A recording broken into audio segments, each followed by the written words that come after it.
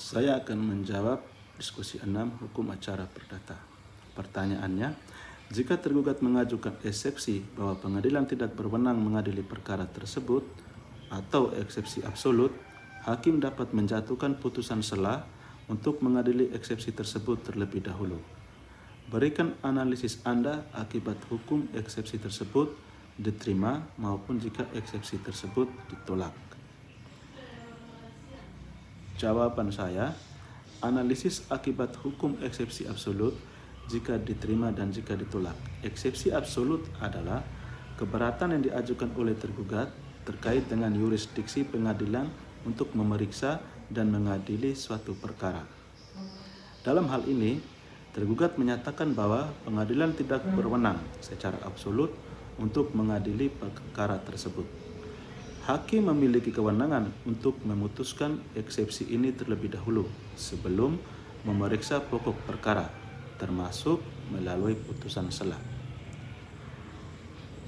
A.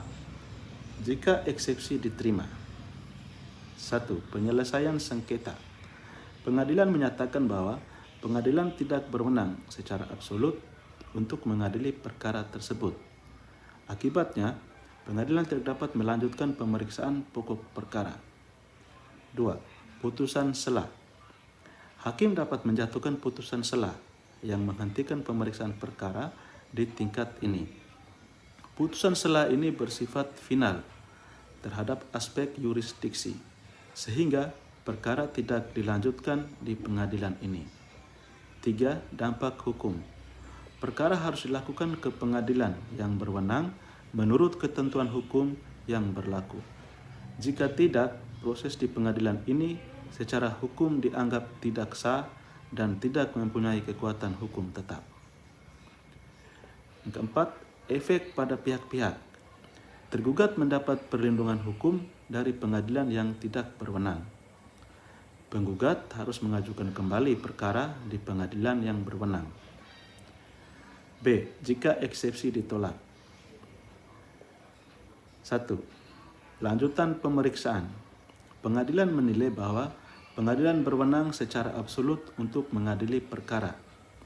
Pemeriksaan pokok perkara dapat dilanjutkan tanpa hambatan terkait yurisdiksi. 2. Dampak hukum. Putusan tentang pokok perkara dapat diambil berdasarkan fakta dan hukum yang berlaku. Keputusan pengadilan bersifat final dan mengikat, kecuali ada upaya banding atau kasasi sesuai prosedur. Yang ketiga, efek pada pihak-pihak. Tergugat harus mengikuti proses pemeriksaan dan membela diri di pengadilan ini.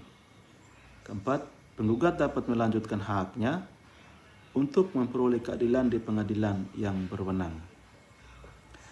Kesimpulan, penanganan eksepsi absolut memiliki konsekuensi hukum yang signifikan. Jika diterima, pengadilan menghentikan proses dan menyarankan pengajuan kembali ke pengadilan yang berwenang dengan putusan sela sebagai bentuk penegasan. Jika ditolak, proses pengadilan dilanjutkan dan pengadilan mengadili pokok perkara secara substantif.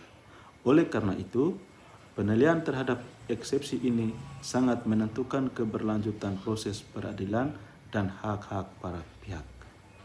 Sekian dan terima kasih.